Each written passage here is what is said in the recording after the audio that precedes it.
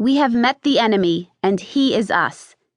This clever paraphrase of Commodore Perry's famous quote, made even more famous in the Pogo comic strip, is an apt description of how so many of us self-sabotage on a daily basis, especially at work. Bright, intelligent, competent people have their success thwarted at every turn because of the way they approach common to complex situations with conditioned, defensive, and even self-destructive behaviors. No matter where you are from, every country celebrates some kind of day of independence, usually from the monarchy that originally colonized it. In the United States, we declared our independence from Great Britain in 1776 and have been shooting off fireworks on July 4th ever since. What's so ironic about our land of the free is that so many of us are still slaves to our own inability to shed behaviors that stand in the way of our professional success. Either because of our insecurities, upbringing, culture, or even schooling, we hang on to the very things that prevent us from elevating our performance to achieve our potential.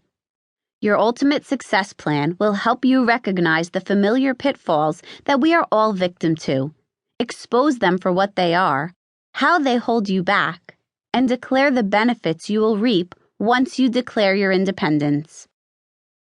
How often have you heard a colleague or yourself say, "Money is getting so tight. I hope I get a decent raise this year." Or, "My old boss was so great. I hope the new guy will appreciate me." Or, "I really need to do well on this exam to get the company to pay for this course. I hope I get an A." Sound familiar? Well, the truth is, hope is not a strategy, and by merely hoping, the hapless individuals above will surely be raiseless, dateless, and A-less.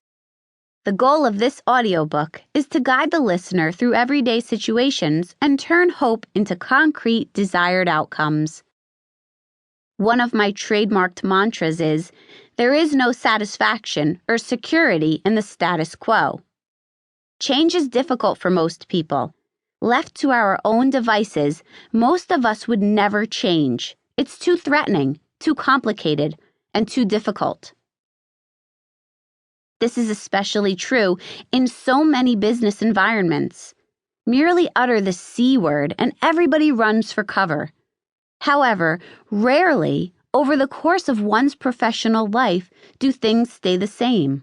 Yet, we still employ the safe, tired methodologies to deal with the issues that come our way, which is usually either do nothing and hope things turn out well, or react defensively, neither of which is good.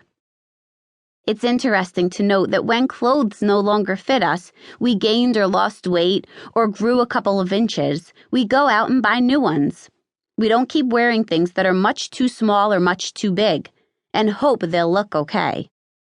The same should apply to our strategies for living, which no longer fit due to a variety of changes for a variety of reasons.